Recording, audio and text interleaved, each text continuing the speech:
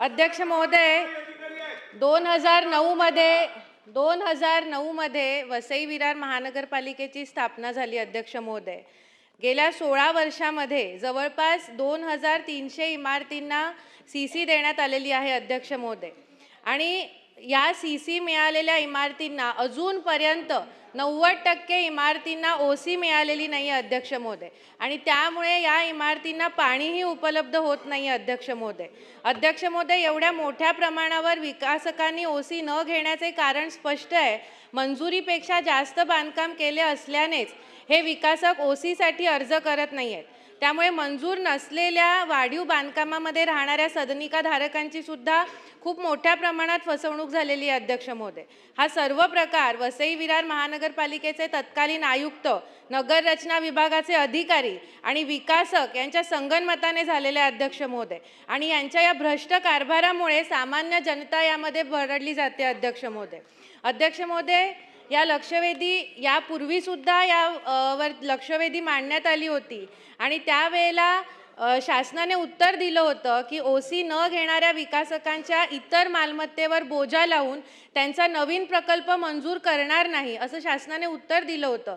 तसंच या विकासकांची काळी यादी प्रसिद्ध केली जाईल आणि ती सर्व महानगरपालिकांना पाठवली जाईल, असे निर्देश तालिका अध्यक्षांनी दिले होते.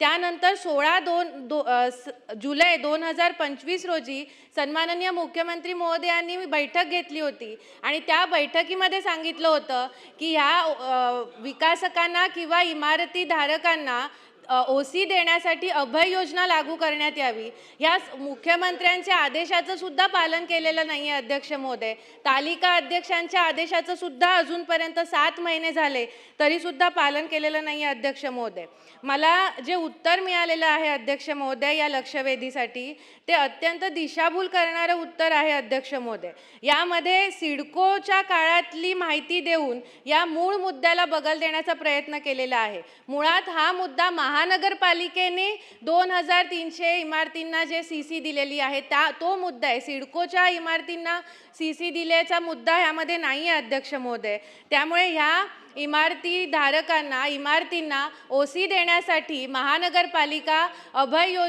शासन अभय योजना लागू करणार का, तो GR कधीपर्यंत काढणार, हा माझा स्पेसिफिक प्रश्न आहे. अध्यक्ष महोदय, तसंच हा सगळा भ्रष्ट कारभार करणाऱ्या अधिकाऱ्यांविरोधी शासन काय कारवाई करणार, त्यासाठी SIT लावणार का? कारण अध्यक्ष महोदय, हा खूप मोठा घोटाळा आहे CCOCचा.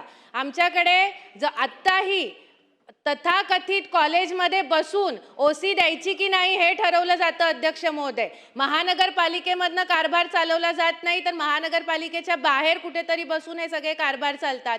ह्याची सगळ्याची चौकशी होणं गरजेचं आहे. अध्यक्ष महोदय, आणि SIT लावून हे CCOCचं प्रकरण करून जे अधिकारी दोषी असतील त्यांच्यावर कारवाई होणं गरजेचं आहे. अध्यक्ष महोदय, दुसरी गोष्ट अशी, ओसी न मिळाल्यामुळे अनेक इमारतींना पाण्याची कनेक्शन मिळत नाही आहेत. अध्यक्ष महोदय, त्यामुळे काहीतरी ठोस निर्णय घेऊन ह्यांना पाण्याची कनेक्शन्स कसे देता येतील अध्यक्ष महोदय, त्यावर शासन कधीपर्यंत निर्णय घेणार.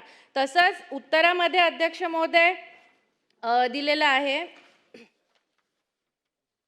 की 25/7/2025 रोजी एक कार्यादेश काढण्यात आला ह्या CCOCच्या सर्वेक्षणासाठी, पण अजूनपर्यंत 7-8 महिने होऊनही किती ह्याचा सर्वे करण्यात आला आहे, हा सर्वे कधी पूर्ण होणार ह्याची माहिती दिलेली नाही आहे. ती माहिती अध्यक्ष महोदय सभागृहामध्ये देण्यात यावी. आणि ह्यावरती मी पुन्हा एकदा एक प्रश्न विचारते, स्पेसिफिक प्रश्न माझा, यावरती SIT लावणार का, अभय योजना सरकार जाहीर करणार का? जसा मुंबईमधल्या इमारतींना ओसी देण्यासाठी शासनाने अभय योजना लागू करण्याचा GR जाहीर केला, तसाच वसई विरार महानगरपालिकेसाठी सुद्धा हा अभय योजना लागू करण्याचा GR शासन काढणार का, आणि हा पूर्ण CCOC घोटाळ्याची चौकशी करण्यासाठी SIT नेमणार का, असे माझे 2 स्पेसिफिक प्रश्न आहेत. अध्यक्ष महोदय, धन्यवाद. अध्यक्ष महोदय.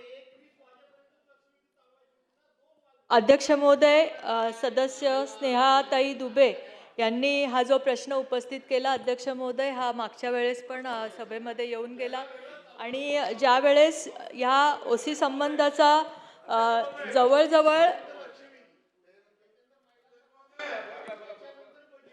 2300 इमारती भास्करराव, ना भास्करराव, CC दिलेली आहे अध्यक्ष महोदय, आणि भास्करराव. 1200 त्यातल्या 1200च इमारतींना OC सर्टिफिकेट दिले अध्यक्ष महोदय. त्यामुळे जवळजवळ 50% इमारतींना OC दिलेलं नाही अध्यक्ष महोदय, ही फॅक्ट आहे.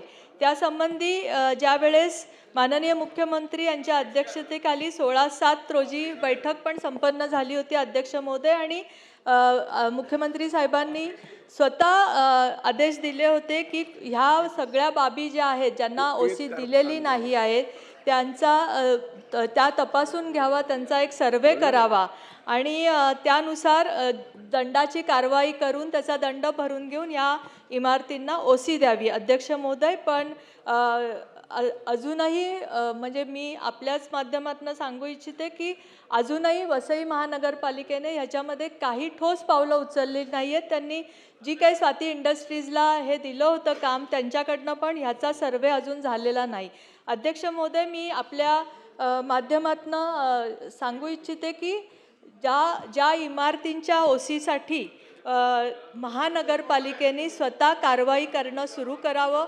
सदस्यांची जी मागणी आहे की एक अभय योजना जी मुंबई शहरामध्ये MST स्कीम लागू झाली अध्यक्ष महोदय, ती आपण वसई विरारमध्ये पण करू शकतो. कारण अध्यक्ष महोदय, ज्यांना आपण CC दिलेली आहे ते जे पण विकसक आहेत ते OCसाठी येत नाहीत, कारण त्यांना दंडाची रक्कम भरायची नाही अध्यक्ष महोदय. ज्यांनी फ्लॅट घेतलेले आहेत ते जे फ्लॅटधारक आहेत ते ह्याच्यामध्ये भरडले जाते अध्यक्ष महोदय. जसं त्यांनी सांगितलं तसं पाणी आणि इतर सुविधा आपण त्यांना देऊ शकत नाही. तर अध्यक्ष महोदय, महानगरपालिकेने मुंबई शहराच्या प्रमाणे इथे ती योजना लागू करण्यासाठीची कारवाई करावी आणि अध्यक्ष महोदय ती कारवाई करण्यास आपण सांगितलेलं आहे. आणि अध्यक्ष महोदय, दुसरी गोष्ट की ह्या OCच्या संदर्भामध्ये किती दंड आकारायचा, कारण त्यांचं महानगरपालिकेने मला ब्रीफिंगमध्ये असं सांगितलं की OCसाठी कोणी येत नाही आहे. पण मला असं वाटतं की महानगरपालिकेच्या स्तरावर जर ही आपण कारवाई सुरू केली तर अध्यक्ष महोदय, आपण ह्या सर्वांना OC देऊ शकतो. त्याच्याबद्दल काही धोरणात्मक निर्णय घेणं तिथे जरुरी आहे.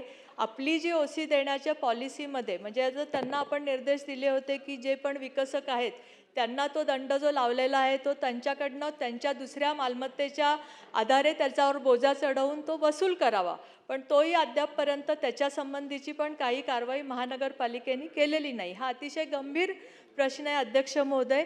आणि त्यामुळे एक पूर्ण विभागीय आयुक्तांच्या अध्यक्षतेखाली अध्यक्ष महोदय त्यांनी एक बैठक घ्यावी, या सगळ्या प्रकरणाची चौकशी करावी अध्यक्ष महोदय, आणि त्याच्यामध्ये OC देण्यासंदर्भातला पॉलिसी डिसिजन अध्यक्ष महोदय करावा, असे निर्देश मी आपल्या अध्यक्षतेखाली देते. अध्यक्ष महोदय, धन्यवाद. मी सन्माननीय मंत्री महोदयांचे आभार मानते की त्यांनी विभागीय आयुक्तांना आदेश दिलेले आहेत की त्यांनी मीटिंग घ्यावी आणि त्यामध्ये धोरणात्मक निर्णय घ्यावा. अध्यक्ष महोदय, मला एक मुद्दा याच्यामध्ये नमूद करायचा आहे की इमारतीचे बांधकाम सुरू असतानाच प्रत्येक टप्प्यावर महानगरपालिकेच्या अभियंत्याने तपासणी करण्याची तरतूद CCमध्येच असताना त्यांनी ही तपासणी वेळोवेळी केली आहे का, ह्याची शासन चौकशी करणार आहे का? कारण की ही तपासणी जर वेळोवेळी केली असती तर या वाढीव बांधकामाची परिस्थिती आता उद्भवलीच नसती. त्यामुळे अशा अधिकाऱ्यांवरती ज्यांनी ही वेळोवेळी तपासणी केली नाही आणि त्यामुळे हे सगळे प्रश्न उपस्थित झालेले आहेत, अशा अधिकाऱ्यांची चौकशी होऊन त्यांच्यावरती शासन काय कारवाई करणार, कधीपर्यंत कारवाई करणार, हे उत्तर अध्यक्ष महोदय द्यावं. तसंच मला अभय योजना लागू करण्यासाठी धोरणात्मक निर्णय हा शासनाने घ्यायचा आहे अध्यक्ष महोदय. जसा GR मुंबईसाठी काढला तसा GR शासन काढणार का? कारण विभागीय आयुक्त हा GR काढू शकत नाही, तो शासनालाच काढावे लागणार आहे अध्यक्ष महोदय. तर माझे पुन्हा एकदा हाच प्रश्न आहे की कारवाई होणार का आणि अभय योजना लागूसाठी GR काढणार का? अध्यक्ष महोदय, म्हणूनच मी सांगितलं की विभागीय आयुक्तांनी एकदा या सर्व OC संदर्भातली चौकशी करावी आणि त्यांनी त्याचा अहवाल लवकरात लवकर सादर करावा. आणि अभय योजना लागू करण्यास ह्याच्यामध्ये काहीही अडचण नाही. त्यांच्या चौकशीचा अहवाल आल्या आपण अभय योजना लागू करण्यासंबंधीचे निर्देश देते.